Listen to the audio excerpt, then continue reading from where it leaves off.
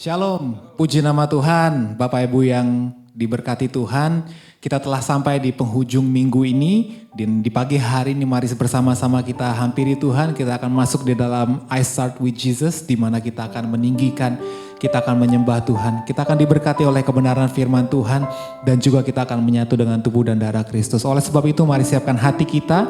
Mari kita masuk dalam hadirat Tuhan, dan juga Bapak Ibu Saudara boleh menyiapkan roti dan anggur karena kita akan bersama-sama masuk dalam sakramen tubuh dan darah Kristus. Mari kita tundukkan kepala kita, mari kita hampiri Tuhan.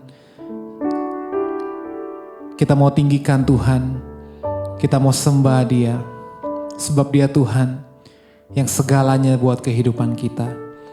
Dia Bapa yang mengasihi kita, dan tidak sekalipun Dia akan meninggalkan kita. Terima kasih Yesus. Terima kasih untuk kasih-Mu. Terima kasih untuk pengorbanan-Mu. Haleluya.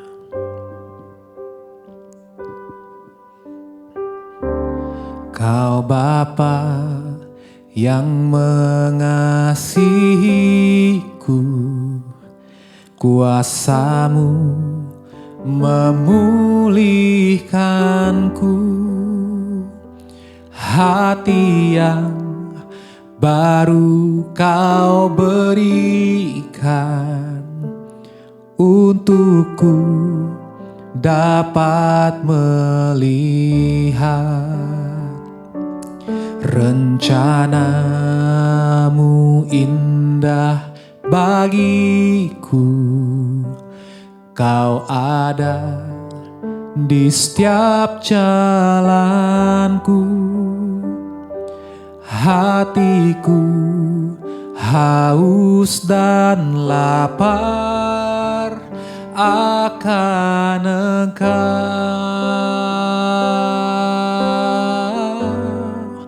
Kaulah segalanya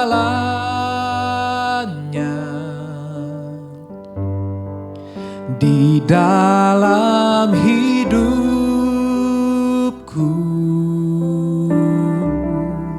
Kerajaan-Mu, kebenaran-Mu, itu bagianku.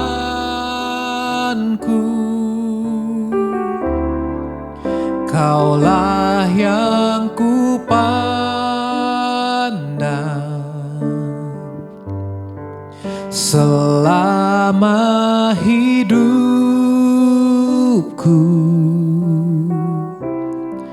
Mengasihi-Mu, memuliakan-Mu, Bapa dan Rajaku.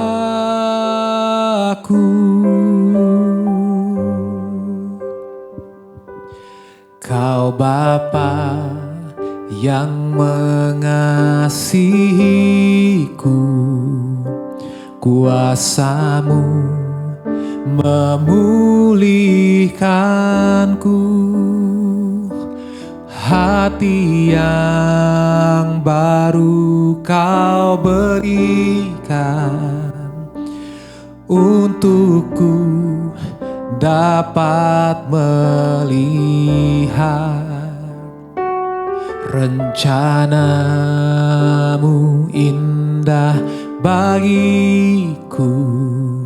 Kau ada di setiap jalanku, dan hatiku haus dan lapar akan Engkau.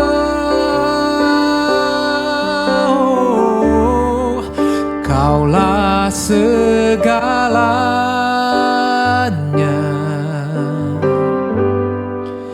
di dalam hidupku.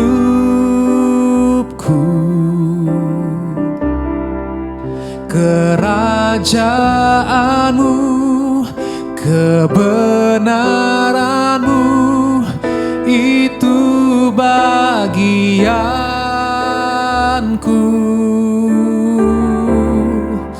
Kaulah yang kupandang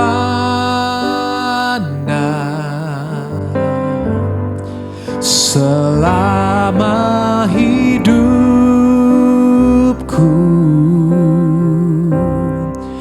mengasihimu, memuliakanmu, Bapa dan Rajaku. Bersama-sama kita katakan, Kaulah segalanya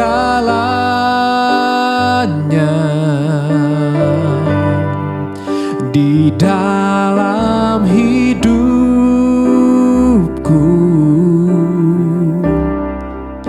Kerajaanmu, kebenaranmu, itu bagianku. Oh, Kaulah yang ku pandang selama hidupku,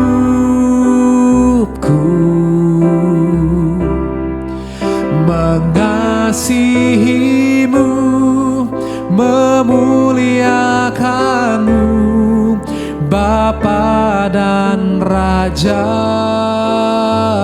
Katakan, mengasihimu, mengasihimu, memuliakanmu, Bapa dan Rajaku. Mengasihi Tuhan, mengasihimu, memuliakanmu,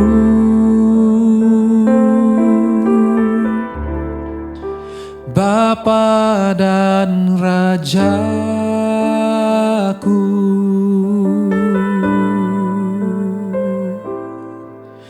Oh, mengasihi Tuhan. Oh,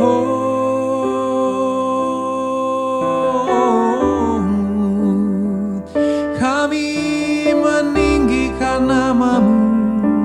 Haleluya.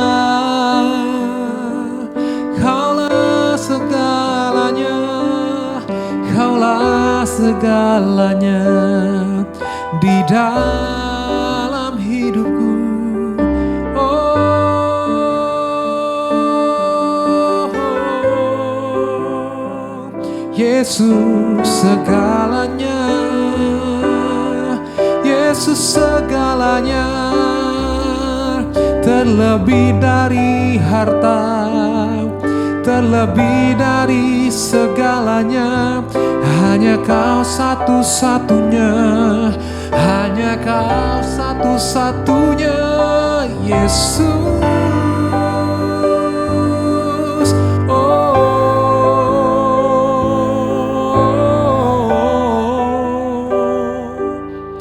Kami tinggikan, kami bersyukur Tuhan buat kasih-Mu. Kami bersyukur buat anugerah-Mu Tuhan. Karena Engkau Allah yang setia, karena Engkau Allah yang begitu baik bagi kami. Bersyukur buat pengorbanan-Mu bagi kami ya Tuhan. Sebab itu tidak henti-hentinya kami bernyanyi Tuhan, meninggikan nama-Mu, mengagungkan nama Yesus. Ku bersyukur Bapa, ku bersyukur Tuhan,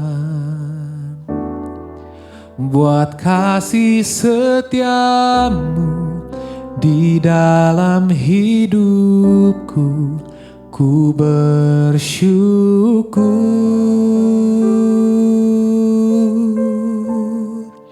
ku bersyukur Bapa, ku bersyukur Tuhan, buat kasih setia-Mu di dalam hidupku. Ku bersyukur katakan ku bersyukur. Ku bersyukur Bapa, ku bersyukur Tuhan,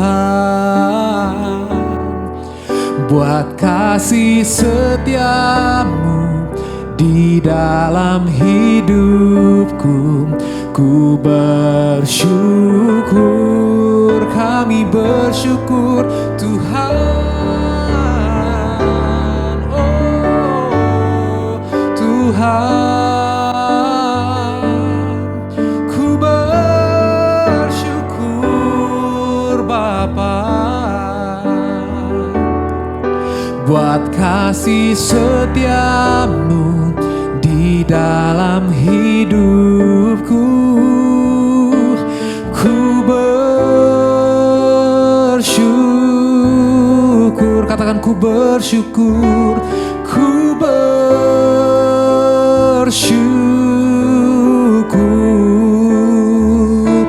ku bersyukur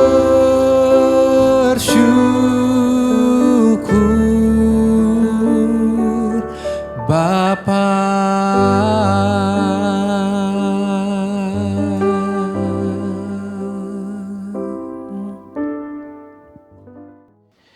Puji nama Tuhan, kita bisa berjumpa kembali di dalam program I Start With Jesus. Saya senang bisa menyambut kehadiran saudara untuk bergabung bersama-sama di dalam acara ibadah yang dilakukan setiap hari Sabtu pagi jam 5.30. Ini menjadi berkat buat setiap kita, dimanapun Anda berada. Anda boleh menikmati hadirat Tuhan dan mengalami lawatan Tuhan. Karena Tuhan kita, Tuhan yang tidak dapat dibatasi oleh ruang dan waktu.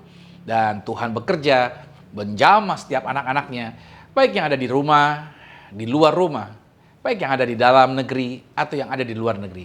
Dimanapun saudara berada, lawatan Tuhan tetap terjadi. Saya berdoa saudara selalu berbahagia bersama dengan keluarga saudara. Nah, sebelum kita masuk dalam firman Tuhan, mari kita bersatu di dalam doa. Izinkan Roh Kudus memandu kita. Bapa, dalam nama Tuhan Yesus, kami bangga, kami menjadi milik-Mu. Engkau Tuhan yang ajaib, Engkau Tuhan yang luar biasa. Kami telah memegahkan, memuji, memuliakan nama Tuhan. Saat ini kami diberkati lebih lagi di dalam firman Tuhan. Kami percaya firman-Mu adalah kebenaran. Satu-satunya kebenaran yang memerdekakan. Apa yang keluar dari mulut bibir lidah Tuhan tidak pernah kembali dengan sia-sia. Tetapi akan mengerjakan segala perkara dan pastinya berhasil. Singkapkan segala sesuatunya, bukakan hati setiap anak-anak Tuhan untuk menerima kabar baik ini, dan mereka semua mendapat melakukan firman Tuhan ini dalam segala aktivitas mereka. Di dalam satu nama hidup, di dalam nama Tuhan Yesus Kristus, haleluya. Amin. Judul hari ini tentang kebahagiaan, yaitu berbicara mengenai berbahagia dalam melakukan firman Tuhan. Ternyata bahagia itu pada saat kita melakukan firman Tuhan.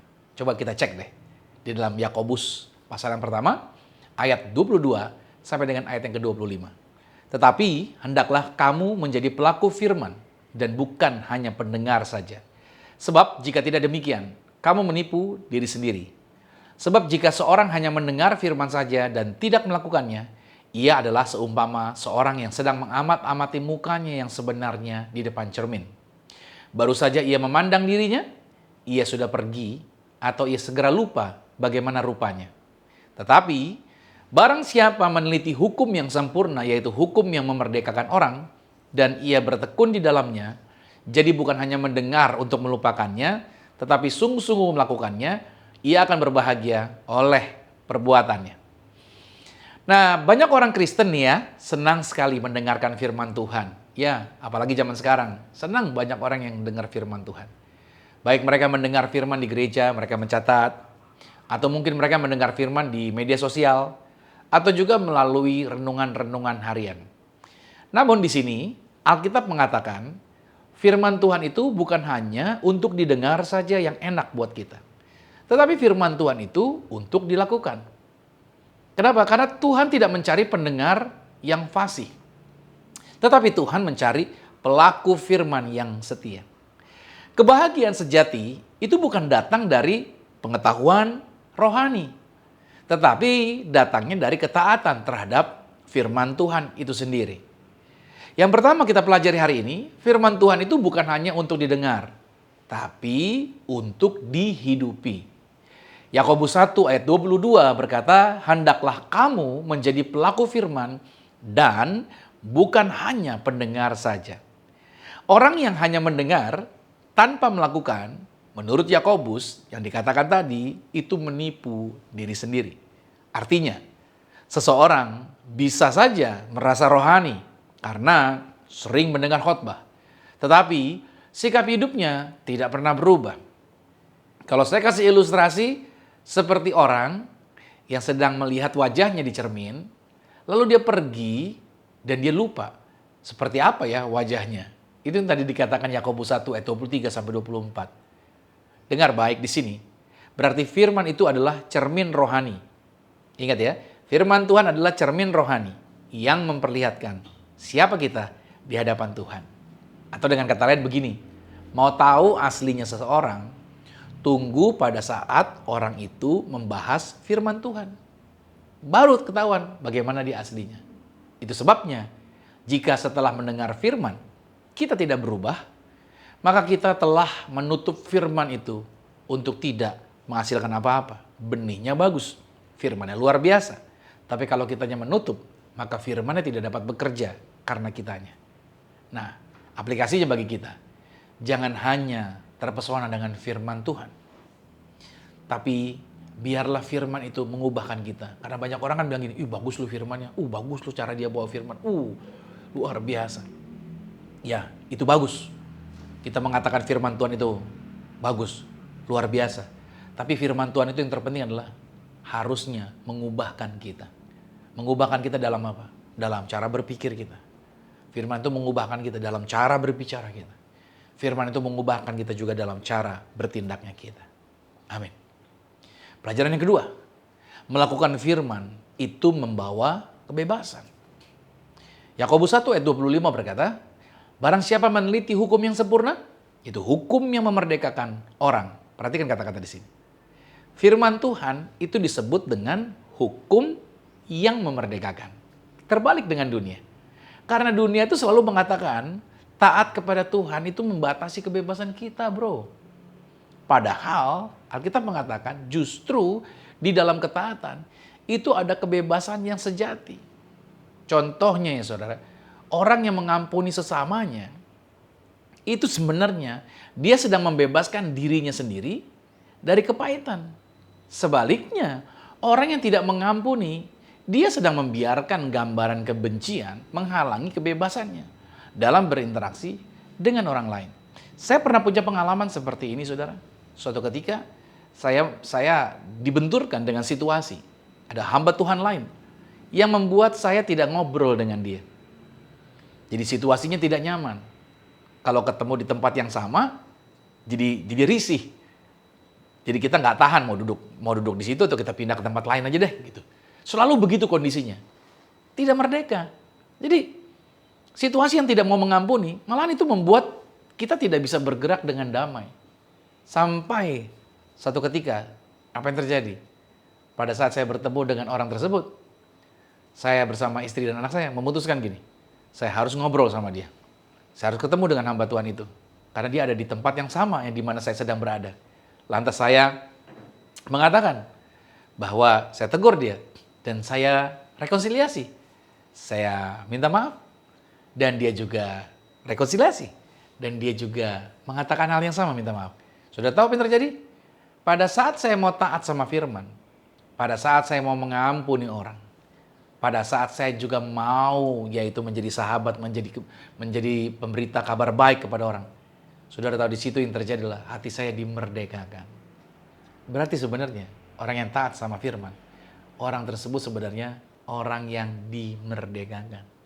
Orang yang gak mau melakukan firman, dia adalah orang yang dipenjara.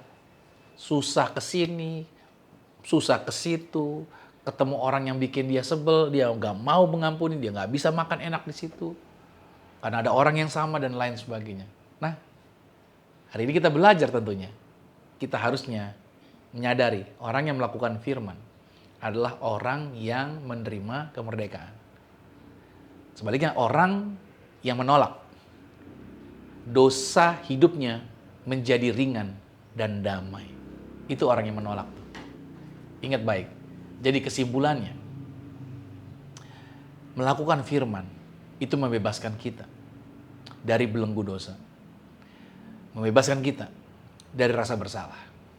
Dan membebaskan kita dari penyesalan. Nah, kebenarannya ini saudara. Ingat baik. Ketaatan itu bukan belenggu. Ketaatan itu melainkan kunci kita memiliki kebebasan yang sejati. Pelajaran yang ketiga. Melakukan firman itu menuntun kepada kebahagiaan yang sejati. Yohanes 13 ayat 17 berkata, "Jikalau kamu tahu semua ini, maka kamu berbahagialah kamu jika kamu melakukannya." Lihat di sini. Yesus tidak berkata, "Berbahagialah kamu karena kamu tahu." Lihat ayatnya. Yesus tidak mengatakan berbahagialah kamu karena kamu tahu, tetapi berbahagialah kamu jika kamu melakukan yang kamu tahu tadi. Maknanya, kebahagiaan orang Kristen ternyata saudara bukan karena keadaan, bukan karena kondisi, melainkan karena kita hidup sesuai dengan kehendak Allah. Jadi kalau saudara merasa nggak bahagia, coba cek apakah kita hidupnya sesuai dengan kehendak Allah. Karena ketaatan kepada firman itu mendatangkan damai sejahtera yang tidak bisa diberikan oleh dunia ini. Contohnya sederhana, Yesus sendiri menjadi teladan dalam hal ini. Yesus taat sampai mati di kayu salib. Dan Yesus melalui ketaatannya dia, maka keselamatan dan sukacita kekal itu diberikan kepada dunia. Dengan kata lain saudara, setiap kita orang percaya hari ini bisa memiliki kebahagiaan sejati. Itu karena ketaatan Yesus kepada perintah Bapa. Paham dulu di sini. Ini menjadi berkat yang luar biasa ketika orang mau melakukan firman Tuhan. Yang keempat saudara, melakukan firman itu membawa hidup yang kokoh, hidup yang tangguh, hidup yang kuat. Dengan kata lain, melakukan firman itu memberikan kehidupan yang anti badai. Nah, gitu saudara. Karena kita akan selalu berhadapan dengan badai. Matius 7 ayat 24-25 berkata, "Setiap orang yang mendengar perkataanku ini dan melakukannya, ia sama dengan orang yang bijaksana, yang mendirikan rumahnya di atas batu." Hidup yang dibangun di atas ketaatan kepada firman, itu akan tetap berdiri saudara, saat badai datang. Sedangkan mereka yang hanya mendengar saja, tetapi tidak mau melakukan firman, maka mereka akan mudah goncang, mudah goyah, seperti rumah yang dibangun di atas pasir. Harap kita ingat di sini, tidak seorang pun yang tidak didatangi badai. Yang membuat orang itu kuat adalah karena orang itu berdiri di atas batu karang, yaitu firman Tuhan. Nah berarti yang perlu kita lakukan, ayo mulai hari ini, taatilah firman Tuhan. Ayo baca firman-Nya, praktekkan firman-Nya, renungkan firman. Bahkan ketika situasinya tidak baik-baik saja, tetaplah saudara melakukan firman. Karena apa? Karena disitulah dasar hidupmu menjadi kuat dan mengalami kestabilan. Nah kesimpulannya adalah berbahagia itu bukan berarti hidup tanpa masalah. Ya, orang menikah tujuan apa? Saya pengen bahagia. Saya kasih tahu. Berbahagia itu bukan berarti hidup tanpa masalah. Menikah itu juga sama. Bukan berarti hidup menikah aman-aman aja. Nggak ada masalah. Makanya saya katakan, tetapi hidup yang selalu berada dalam ketaatan kepada firman Tuhan, itulah hidup di dalam kebahagiaan. Ketika kita melakukan firman, maka yang terjadi, kita mengalami kebebasan sejati. Ingat, ketika engkau mengalami atau melakukan firman, engkau akan mengalami kehidupan yang bebas. Bebas sejati, bukan lagi diperbudak oleh dosa. Ketika engkau melakukan firman Tuhan, kita hidup dalam sukacita dan damai sejahtera yang abadi. Ketika kita melakukan firman Tuhan, kita menjadi kuat dan kita tidak mudah digoyahkan. Yakobus 1 ayat 25 mengatakan, ia akan berbahagia oleh perbuatannya. Ini menarik sekali pada saat saudara melakukan firman Tuhan. Kau akan berbahagia oleh karena perbuatanmu. Nah, tanyakan ini pada diri kita masing-masing saudara untuk minggu ini. Apakah saya hanya mendengar firman, ataukah saya sudah melakukan firman? Tanyakan lagi, bagian firman apa yang Tuhan minta untuk saya taati mulai saat ini? Pertanyaan berikutnya, apakah saya mau membayar harga untuk hidup dalam ketaatan? Saya berdoa buat saudara, biarlah melalui firman Tuhan ini, hidup Anda diubahkan. Anda mengalami kebahagiaan, karena Anda menjadi pelaku firman. Kita akan masuk dalam sesi sakramen tubuh dan darah Tuhan Yesus. Mari siapkan roti dan anggur di tempat kita masing-masing. Ingat, barang siapa makan tubuh Kristus, barang siapa minum darah Yesus, dia ada di dalam Yesus, Yesus ada di dalam dia. Tidak ada kuasa apapun di bawah kolong langit ini yang mampu memisahkan kita dari kasih Kristus. Mari kita angkat rotinya. Sama-sama dengan saya katakan, dalam nama Tuhan Yesus. Inilah roti yang telah turun dari surga. Inilah tubuh Tuhan Yesus Kristus. Tubuh yang tergantung di atas kayu salib, yang memberikan kami, bersama dengan keluarga, kehidupan yang kekal di dalam kerajaan sorga. Oleh korban tubuh Kristus, mulai hari ini, kami menang atas segala virus, kami menang atas segala penyakit, tidak terkapar di meja operasi. Setiap sel-sel tubuh kami, dari kepala sampai telapak kaki, telah dijadikan baru. Dalam nama Tuhan Yesus, inilah tubuh Tuhan Yesus Kristus. Mari kita makan tubuh Tuhan Yesus.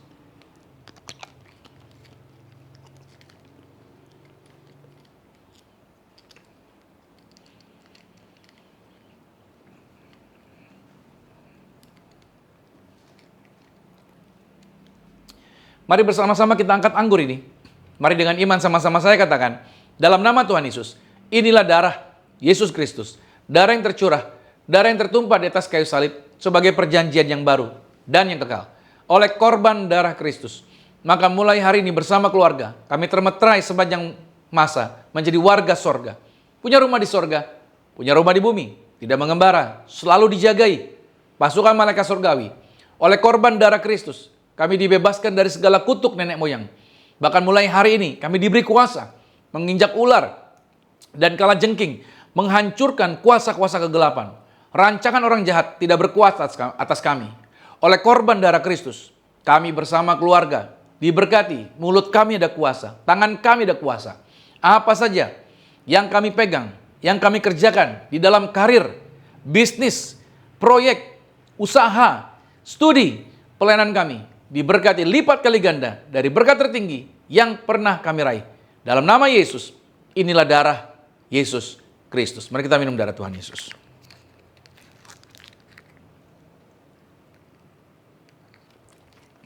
Bapak Ibu Saudara masing-masing Anda boleh mengucap syukur untuk tubuhnya, untuk darahnya. Terima kasih buat anugerahnya.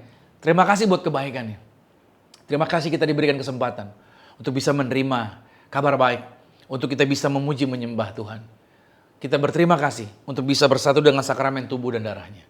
Dia ada di dalam Anda. Anda ada di dalam Yesus. Kuasanya bekerja di dalam kehidupan setiap kita. Tuhan Yesus yang jamah setiap anak-anak Tuhan. Dimanapun mereka berada. Lawatan bersama dengan keluarga mereka. Semuanya terjadi pemulihan. Terjadi mujizat. Terjadi lawatan yang ajaib atas kehidupan setiap kami. Di tangan kami saat ini ada minyak urapan. Tuhan yang mengajarkan kuasa. Bahwa setiap anak-anak Tuhan itu diurapi dengan kuat kuasanya Tuhan. Maka aku mengangkat dalam nama Tuhan Yesus, inilah minyak urapan. Setiap tetesnya punya kuasa mengusir setan. Dan setiap olesnya punya kuasa menyembuhkan sakit penyakit. Silakan pasukan malaikat hadir. Jagai kami, proteksi kami dalam nama Tuhan Yesus. Inilah minyak urapan. Nah saudara, Anda boleh teteskan di atas kepala saudara. Anda juga bisa berdoa buat pasangan Anda. Anda bisa berdoa buat keturunan Anda, tempat Anda, pabrik Anda, tempat usaha Anda. Dimanapun Anda berada. Ingat, di mana Anda berdiri, tempatnya Anda berdoa situ, itu menjadi tempat yang berkuasa. Karena firman Tuhan berkata, Amsal 18 ayat 21, hidup dan mati dikuasai lidah. Siapa yang suka menggemakannya, maka dia akan memakan buahnya. Di layar monitor ada kata-kata yang berkuasa, yang akan menjadi berkat ketika kita memperkatakannya dan meyakinnya terjadi bagi hidup kita. Sama-sama dengan saya katakan, saya diberkati, berkelimpahan, telah ditebus, telah diampuni, dibenarkan, diurapi, disempurnakan, diberi kuasa, hidup dalam kasih karunia, berharga, aman, sehat, penuh kemuliaan, fokus pada Yesus, disiplin, percaya diri, pandai cerdas. Saya diciptakan segambar dan serupa Yesus untuk menggenapi setiap panggilan dan tujuannya atas hidup saya di dalam nama Yesus. Amin. Puji nama Tuhan, puji nama Tuhan. Doa orang benar bila dengan yakin didoakan sangat-sangat besar kuasanya. Saudara, kita sampai di penghujung acara. Saudara diberkati, Anda bisa jadi berkat bagi orang lain.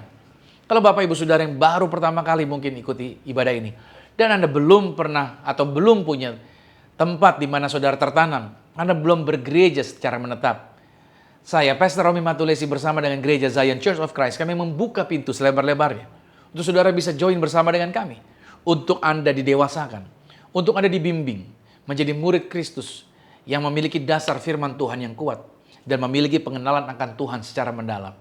Silakan saudara boleh datang di dalam sesi-sesi kami setiap hari Minggunya jam 8 pagi dan jam 10 pagi yang berlokasi di Hotel Santika, Kelapa Gading. Ingat baik, jam 8 pagi, jam 10 pagi. 2 sesi ini saudara boleh datang untuk bersama-sama menikmati lawatan dan kemurahan Tuhan di Hotel Santika, Kelapa Gading. Saya tunggu kehadiran saudara dan saudara akan mengalami lawatan-lawatan Tuhan dan keajaiban-keajaiban Tuhan. Mari kita akan menerima berkat Tuhan, sama-sama menerima berkat ini dan aminkan. Diberkatilah engkau di dalam usahamu, diberkatilah engkau di dalam pekerjaanmu, diberkatilah engkau di dalam segala aktivitasmu. Siapapun tinggal dengan engkau pasti diberkati, keluargamu diberkati, orang tuamu diberkati, saudara-saudarimu diberkati, rumah tanggamu berbahagia. Terimalah berkat anugerah dari Bapa di surga, cita kasih di dalam Yesus Kristus, kekuatan penghiburan di dalam kuasa Roh Kudus, menyertai, mengurapi setiap kita mulai hari ini, sampai Tuhan Yesus datang, menjemput Anda dan saya, keluargamu dan keluargaku, kita semua, sama-sama menjadi warga surga. Yang percaya sama-sama dengan saya katakan, amin, puji nama Tuhan. Sampai jumpa di program I Start With Jesus berikutnya, dan Tuhan Yesus Kristus memberkati setiap kita. Amin. Dengar dia panggil